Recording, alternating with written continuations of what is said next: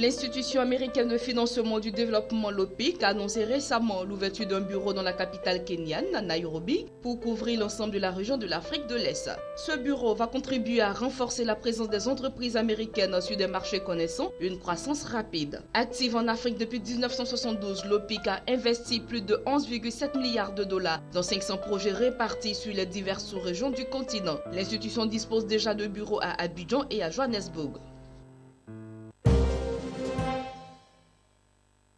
Le groupe bancaire marocain BMCE Bank Africa a annoncé dans un communiqué avoir réalisé un bénéfice net de 1,25 milliard de dirhams, soit 129 millions de dollars au premier semestre 2016, en hausse de 18% par rapport à la même période de 2015. Les filiales africaines du groupe Bank of Africa, la Congolaise de Banque et la Banque de développement du Mali ont contribué à hauteur de 27% à ce bénéfice, contre 64% pour les opérations au Maroc et 9% pour les activités européennes. Le PNB du groupe appartenant au milliardaire marocain Othman Benjelloun a enregistré une hausse de 13% sur les 6 premiers mois de l'année en cours à 6,7 milliards de dirhams. La Banque centrale marocaine avait précédemment réduit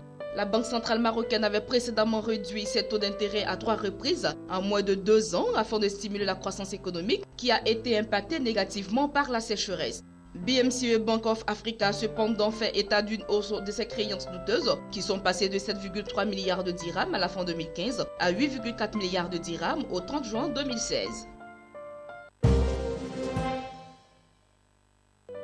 La firme américaine de Private Equity Carlyle Group a annoncé qu'elle allait prendre une participation majoritaire dans le fabricant sud-africain de produits promotionnels et de vêtements Amrod en vue de l'aider à étendre ses activités dans d'autres marchés. L'opération sera réalisée à travers le fonds dédié à l'Afrique subsaharienne du groupe. La transaction dont le montant n'a pas été divulgué reste cependant soumise au feu vert des autorités de régulation. Carlyle Group, qui dispose de bureaux basés à Lagos et à Johannesburg, avait annoncé en avril 2014 le closing final de son premier fonds d'investissement dédié à l'Afrique subsaharienne à 698 millions de dollars, un montant qui dépasse de loin le montant de 500 millions de dollars initialement visé par le groupe.